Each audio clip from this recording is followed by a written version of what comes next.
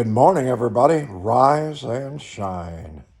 Pastor Ken Reid here, and coming to today from Lancaster County. Charlotte and I are going to be going to see David and Goliath tomorrow. I mean,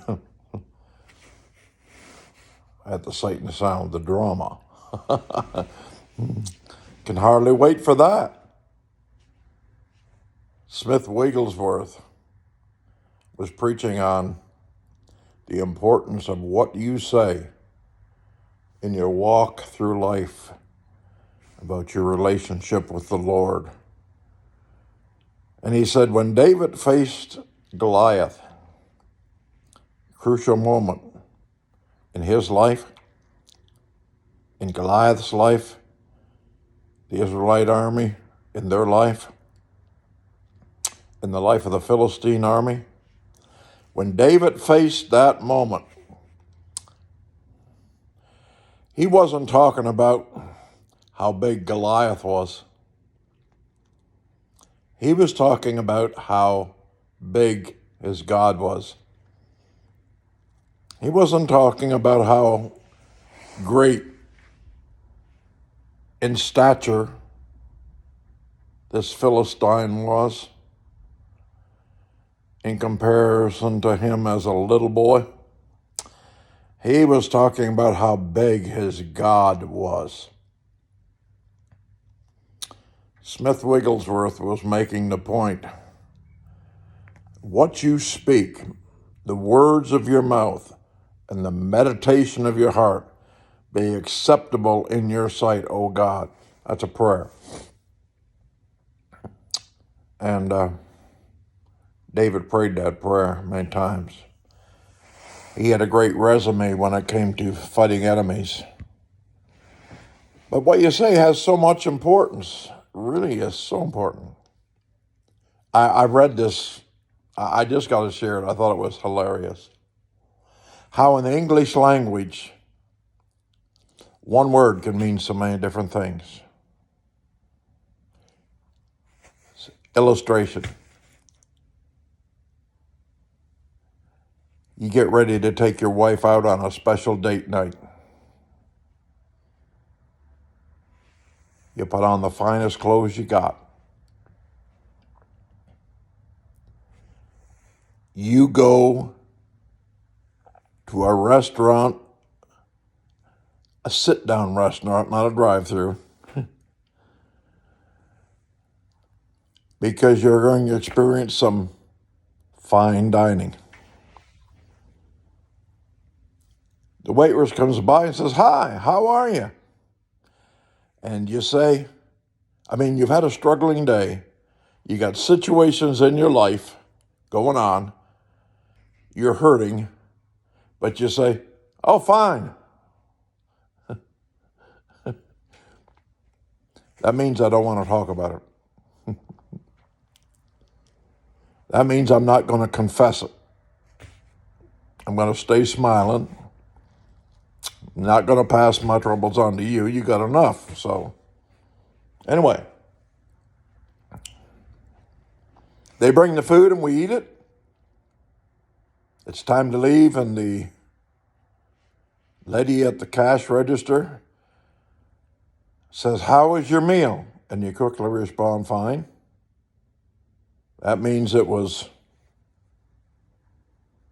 okay. It was okay. It wasn't the best steak you'd ever had in your life, but it was okay.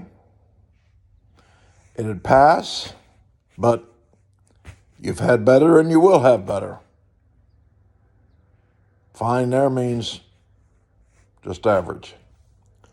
You go out and get in your car to go home, you open her door. I hope you open her door.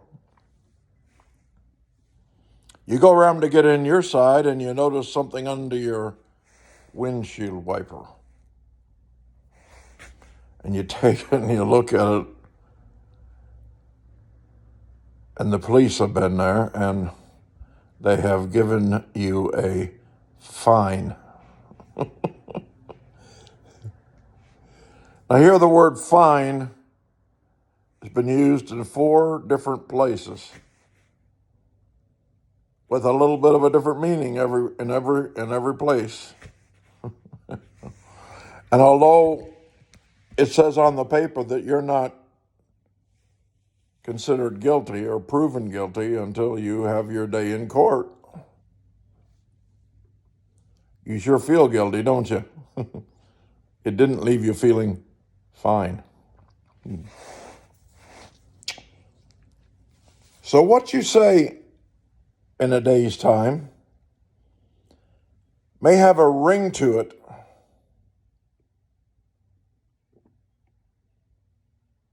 but it needs to have an honesty to it, a heart honesty to it. It's okay to be fine when you're not feeling fine, but you can say, I've had better days and I'm not feeling the greatest right now, but I'll be fine. Or you could say, I'm not really walking according to my feelings. They change so rapidly and I don't trust them. But I get a little sleep and a whole lot of prayer and I'll be fine. Or you could say, just have some issues right now in my life, figuring out what to do, where to go, et cetera, whatever you're going through. But after I've had a time to pray and talk to God, it'll all be fine. It'll all be fine.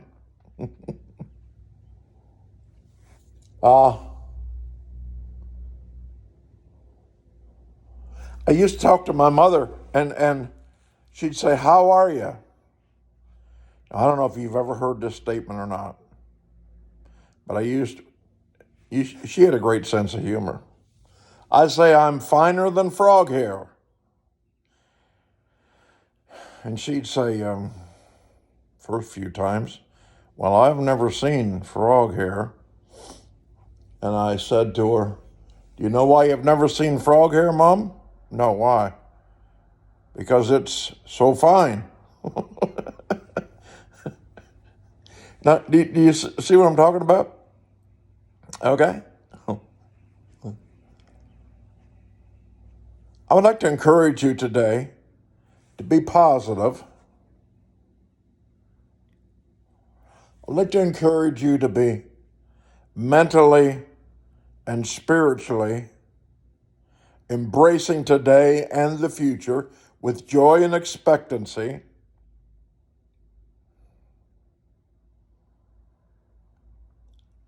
And if things aren't as fine as you would like them to be in your world, you can feel free to be honest and say, yes, I'm a Christian. I'm hurting a little bit. Things aren't exactly the way I think that they should be or that I'd like them to be. I've had a broken heart. I've lost some loved ones. But a few years from now, it's going to be fine. When I get to heaven, it's going to be fine.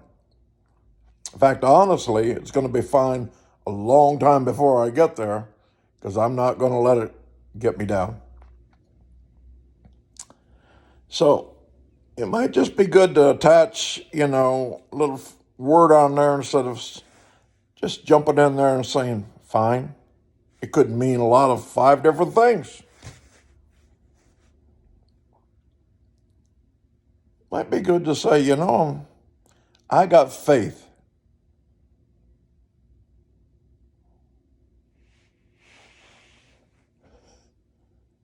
The Lord didn't come to give me fear, but of love and power and a sound mind.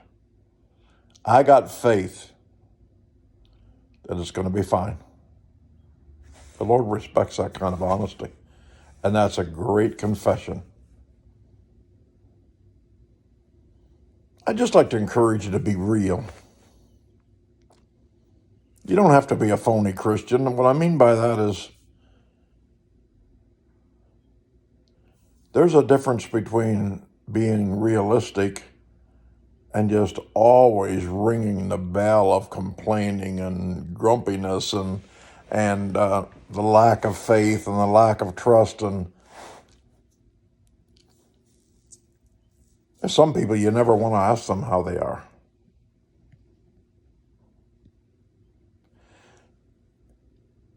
If they didn't have that to talk about, they'd be lost. I got Jesus to talk about. You got Jesus to talk about. The world may not look fine,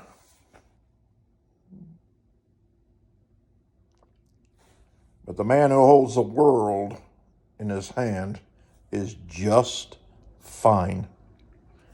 He's the same yesterday, today, and forever.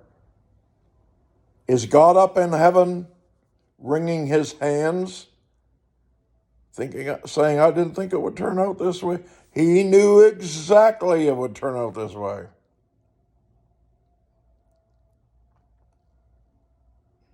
He's God Almighty, and he sits on the throne.